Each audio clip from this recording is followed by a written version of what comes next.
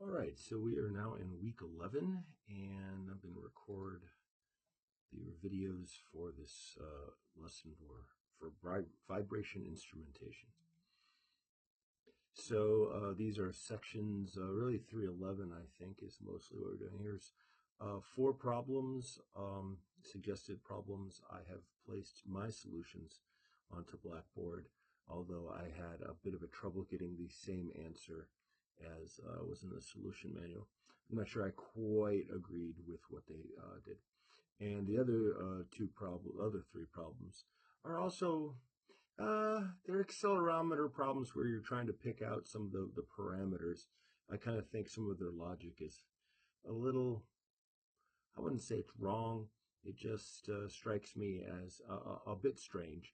They do answer the question as asked, um, but we'll see a couple examples perhaps where we can make a kind of some comparisons. But these are really sort of the accelerometer problems, some of my example problems, and some of the problems that I picked for the review, which is in class week 12. Um, they don't have as many accelerometer problems. All right, so here is the notes right here. We're going to start off describing that this meter, this vibration measure device could measure displacement, velocity, or acceleration. By far in the real world, accelerometers are the most widely used. So we're jumping right into it. I will mention that the resulting equations that we get for a lot of this, here I'll jump over to just quickly. A lot of things that we're going to see from this book, from the textbook, jumping down, are going to be very similar to each other. So you have to be kind of careful when you're making an equation sheet, or even just you're using the book and solving problems, that you don't get them too confused. For instance, so just use a little highlighter here to make these things a little more clear when I'm talking about them. You can see this equation right here. You're going to see that it's very similar to some of the equations that we're going to use for instrumentation.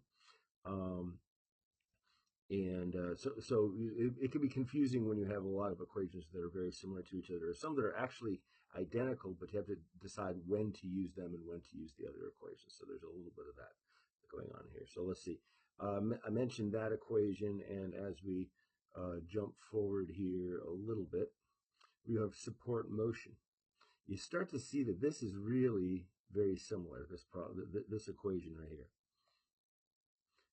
So you might want to look back and forth between the two and see where they're at, especially when you divide through in the denominator to eliminate some of the parameters and just use the ratio.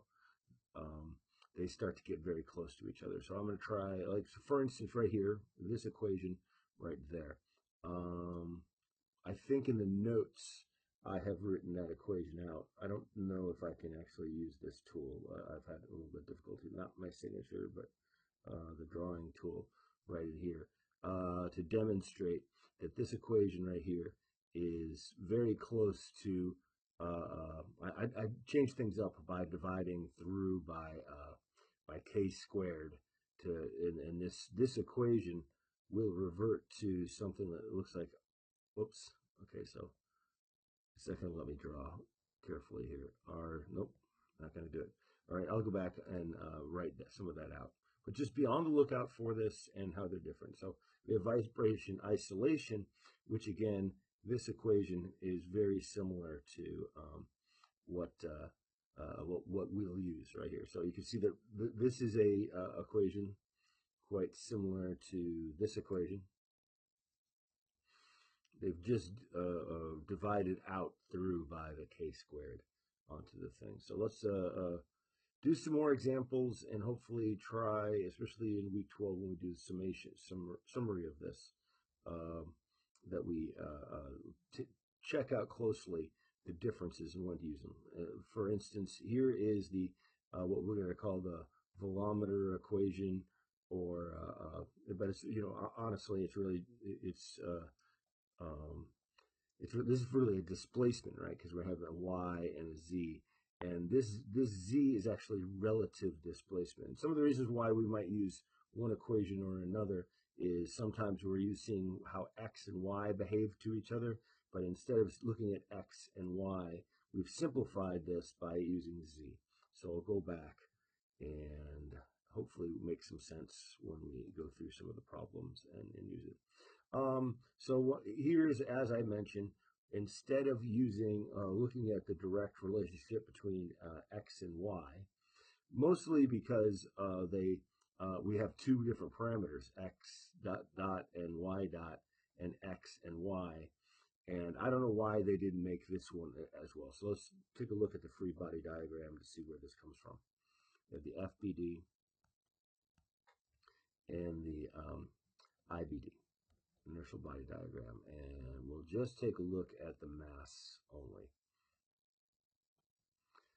and set these two things equal to each other.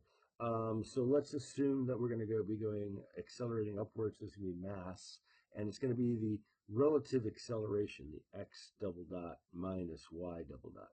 And again, I don't know why they didn't write that there. I would actually, include in my book minus y double dot for that thing, so we can transform it into z double dot, z dot, and z.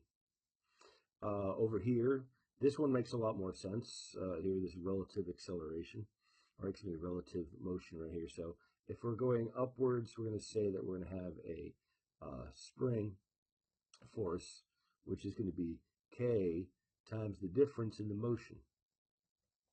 Same thing, we're going to be, if it's going upwards, the damper is pulling downwards. We have FD right here, which is going to be C times X dot minus Y dot. The difference in the velocities between the two is what's going to cause this. So the whole purpose of the Z is to get it down to one parameter and replacing. And as the forcing, which you think of as forcing function, but it's really a position forcing. We could say that we have this thing, and because we need an mass times acceleration, we use that. If we have the second derivative of this, we know we're going to get an omega, and this is, of course, this is omega f. It's not drawn that way onto here, but that's what they mean. Okay, so right below it, we can see that it's in a similar way to a previous solution. We get this result, and Dr. Jasinski wrote this out in his notes, so I have copied it and placed it over there. And you can see this relationship between the motion of the base and the motion. This is z. So this is actually the motion of the instrument, and we would likely use some means or other of being able to sense the amount of motion that this thing was going to have, and then bring it out to an instrument, right? So sometimes we'll use a coil. You will see the accelerometers actually use a crystal, piezoelectric crystal, but there's other means of measuring when that thing goes up and down. But this right here is sometimes referred to as the vibrometer error term, right? Because if the motion of the base, y, were identical, if z was identical to it, that means that the instrument is picking up exactly what the base is doing. So if this was 1, this whole term was 1, it would have a 0 error, right? So keep think of it in those terms, that z over y is sort of like the lack of error term. So if you can subtract it from 1, or even take we could take the inverse of it, I think might be another way to think of it. Generally, I think we're subtracting it from 1, but let's see so in the examples. All right, so we didn't do much to try to derive this, but we knew that we had the same ingredients and we'll have the same outcome as like maybe a rotating unbalance. So you could see that from the figure, that gives us that same starting here and moving up. Now, we want this to be 1. We want this to be 1. So if we have a design if we design this virometer, we have to pick carefully where we're going to use it, like what ranges, right? So we find that we're getting pretty close to 1 right here, depending on what we pick for our damping. And quite frequently, the damping that gets selected for this is zero point 0.7. In fact, in like almost all of the problems that I've seen, we even when we're asked for what damping should we use, zero point 0.7 kind of comes out to be the thing to use. And we could see, so if we could zoom in on that, we would see that that's closest to hovering right around 1. But it doesn't do a very good job outside of that, right? You can see that zero point 0.7 is not 1 in this range right over in here. We'll also notice that we have this accelerometers are placed over here. So that's as a separate topic, and we end up using a different equation for that because it seems more appropriate and more repeatable for the thing we want to accomplish. All right, so here is this displacement, we call it the error time, the relative displacement ratio, and you could see with my 0.7 in here in blue how close it gets to being a value of 1. So one usefulness part of this thing for higher ratios of the forcing to the natural frequency right there. We one perhaps way of doing that is to create an elastic beam with a mass on the end of it. So this has a lot will be moving because it has like maybe high frequencies that we're talking about here. This thing will move up and down, and we could have strain gauges placed right there. Another method of doing this is to have this floating mass that's on the springs according to the base, and then have like a solenoid so it will sense the up and down motion and turn that into an electrical signal, which you can now keep. Here's just sort of like a diagrammatic version of a rudimentary seismometer, where this little needle can put some ink on the tip of it and will mark as this thing rotates and this bounces up and down along with the earth. Here was another one that I saw off of like Wikipedia, and you can see that this thing is moving back and forth, and so this is like sort of like almost like a little pendulum. This thing has a mass and going back and forth and marking up a piece, and then here is an actual seismometer. We can also have so this is really measuring displacement, right? This guy right here is sort of a displacement measuring thing. We could also measure velocity, and here's something we call a velometer or a velocimeter, sure, velociraptor. Here's a velometer. I think that might be a brand name of the Bentley Nevada instrument. Right there, and it's actually an accelerometer with a built-in integration circuit. So I suppose one of the things we want to try to do is avoid some noise, and velocity is a pretty good way because the machine is, although it is accelerating, it's the velocity that might be a better indicator or align better with the types of faults and problems that you're looking for in a rotating piece of equipment.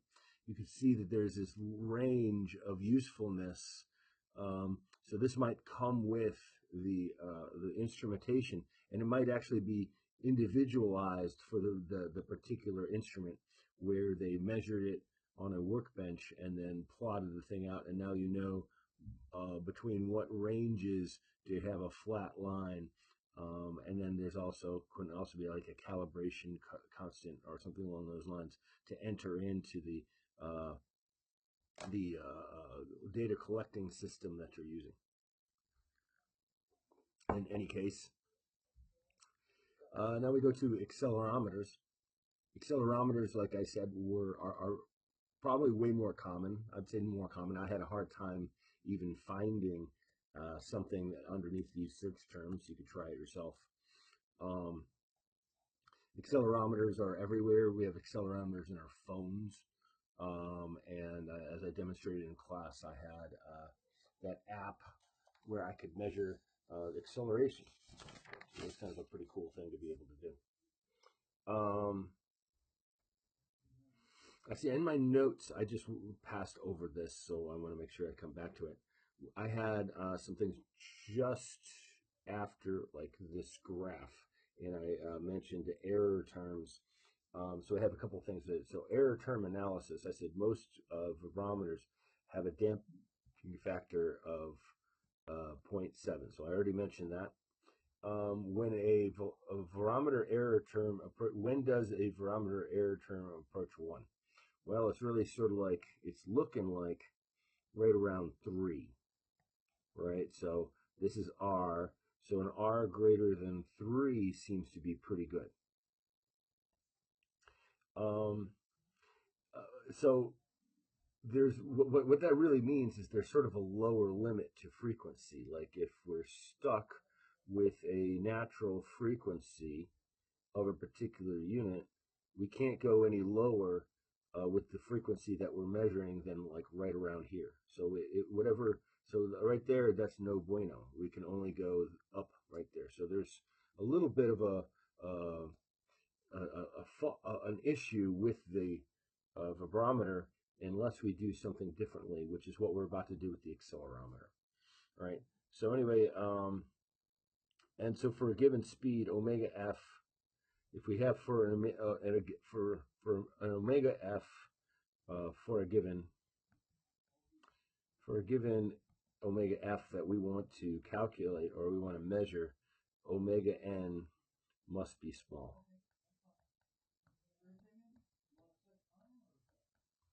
And lastly, what that means is to order have we want a small omega n, therefore m must be large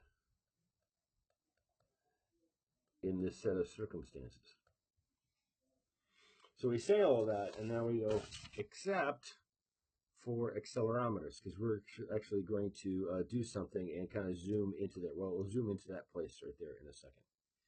All right, so what we can find in terms of behavior is we could break apart that omega f, that omega f and omega n squared. Right, and by the way, these are squared and that's squared right there. So they're actually omega f's. So we can break them apart. No, that's not true. I'm sorry. I just lied to you. That is not true. Okay. So, but we could break them apart and we could put the omega n over here and the omega f over here. And now we're dealing with accelerations, right? Once again, that z is a relative acceleration, but that's the thing that the meter actually measures. So the most common accelerometer uses a piezo crystal. And that's very similar, or actually the same thing, to the crystal in an acoustic electric guitar, at least most of them, that sits underneath the saddle. And it's a man-made crystal. And here underneath the saddle. And what happens is when there's a change in force on the thing, or a change in pressure, at least on the guitar, and this is buried underneath the saddle. And if you take the strings off, a lot of times that little ivory-looking piece will come right out, and you could see that this little strip, it's got crystals inside it. When it senses a change in force upon it, and of course the strings are running across this and pressing the thing down, so it's always got some force on it. But when it feels a change in the force, it generates a itty bitty little voltage change, little tiny voltage changes, and it's sensitive enough that those could be used and amplified, and therefore you're going to pick up the string vibration and turn that into and put it into an amplifier and make it loud. So it's the same kind of little crystal thing coming in right here. It'll generate a voltage when it senses pressure. So you have like a stiffness right in here, and there's some natural damping going on as well inside the piece. So it's a spring mass damper system, but it's all in one little body. And when that thing shakes, the voltage will change in between them, and so then you're able to, if you constrain the parameters of this thing, you're able to measure what the acceleration is, at least the acceleration of the little mass inside. And hopefully we'd like to have that related to the acceleration of the actual base. All right, so that's sort of the idea. So because of this, now we have this term right here, and you can think of that as being the accelerometer error term. Now, if we could get that to equal 1, we're going to have a very good measurement. But if it exceeds or gets less than 1, we're going to have difference between the z that can be measured from the output of this compared to how much the thing is actually vibrating. But if you take so if we plot this equation right here, plot this equation, it will look different from this one, right? So here I'll jump ahead to this. This was the previous one. Now we're going to plot it like that, right? So this is a plot of this term, whereas this is a plot of that term. You can see the r squared disappeared in this one compared to that one. And it's for the logic that I'm explaining, where we're divvying up these two. One of them is coming to, this is the actual acceleration because it's the magnitude times the angular velocity squared, right? Remember that if we had something like y is equal to capital Y sine of omega ft, and we did a second derivative of it, we end up with a negative y omega f squared sine of omega ft, right? So right there, that's the same acceleration as input, and so we're using that same logic except with the natural frequency of what takes place inside this. All right, so what we take a look is we have sort of a zone below 0.2 in our r, right? So now all of a sudden our r, instead of having to be large like it needed to be and greater than 3 for the vibrometer, now we can have one that's less than 0.2, and that means we can have a small mass with our natural frequency of our piece. And we can see that 0.7 is the best candidate for the flatness right in here. You can even see here, I think he has it as green in his, and 0.2. So green kind of has a flatter area right in there. So mechanical accelerometers limits of about 100 hertz. But piezoelectric accelerometers have around 80 kilohertz, so they can measure like 16 kilohertz if 0.2 is the limit, if that makes sense right here. So we're talking about the capabilities of the accelerometer because of their natural frequencies. And then I zoom in this one into the little red box right there, and now and then I zoom in a little bit more, and you can see that in between here I went from 0.7 was blue right in there, and so I'm like right here is at 0.5, so you can see I'm zooming in, and so right here's right on that 0.2, and now my 0.7 is an orange one. We can see we're kind of getting like right into there, so you can see that the 0.7 is a pretty good indicator. Here's like some other ones. I probably should have drawn the one that's below 0.7, but you can kind of see here now a little bit better that point right here, 0.2 crosses at 1 right there when you're using 0.7 damping, right? So it's kind of that's the one to pretty much pick. Here's an internal look of a typical accelerometer. There you could read it yourself, but we have some mass that's going to be going on in here, and some electronics to try to pick this thing up. But here's the crystal that we described, and we make an electric connection right there. This is the probably, I don't know if they're the largest, but almost every accelerometer I've ever used has been from the PCB. And this is a very common model in my recollection. One instance that I thought is something worth mentioning is the way that you attach the accelerometer to the thing that you're measuring can have an influence, and you could see that we can influence what the sensitivity based on how you mount the thing. Like you could have a handhold probe, which is very common if you're doing lots and lots of different places. Um, when I would go on board ships, that's often what I would use. But sometimes they would already have mounted either glued on this like little pad that looks like a little hockey puck that's got a threaded little piece in it. Kind of looks like this right there. It might be glued on. It might actually even be part of the frame because it's so common to have to put like on a motor or on a pump that you would have that thing placed onto there. But that the adhesive plays a role in how good your data is going to be. So that this is a sensitive piece of equipment, and repeatability is quite often pretty difficult because of all the random noises and that kind of thing that gets influenced. Now, last part of this video right here, just to bring up that your phone has a built-in accelerometer. Now, these figures are a little old, but what we're basically looking at are these MEMS, right? Micro electromechanical systems, and this was a hot topic, probably still is, but they used to talk about it like a decade or two ago, all the time. Trying to get better and better and smaller accelerometers. And then they print them out. And of course, this is an electron microscope right here. I'm not sure if I know how to read what that is right there, but 100 micrometers is this distance right here. That I believe that's what they're saying to us. Notably, this is from 1998, so that's a little dated. I'm sure they're smaller than that now.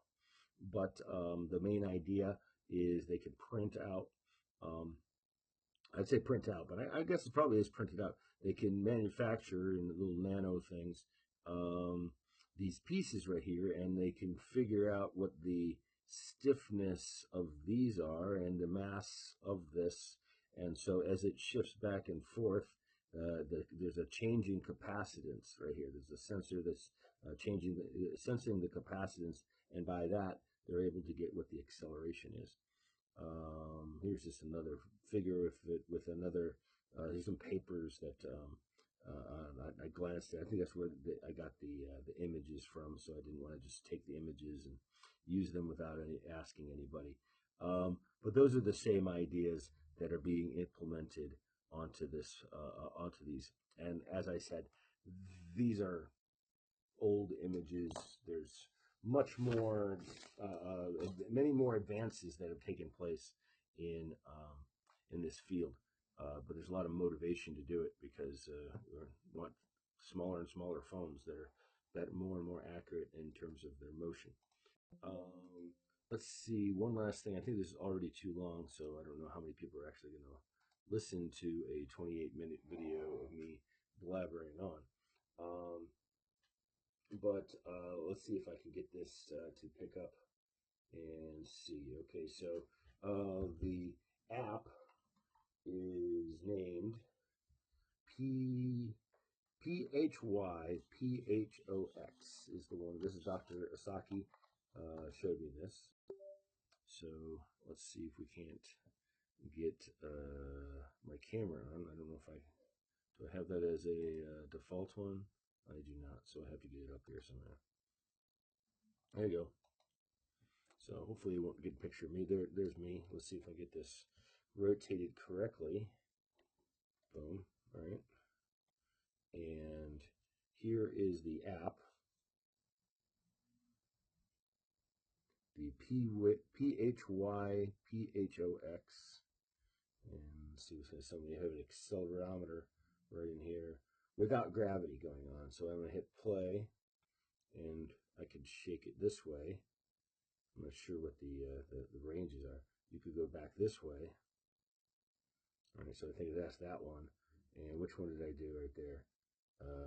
Did I go this way? I think I already did that one.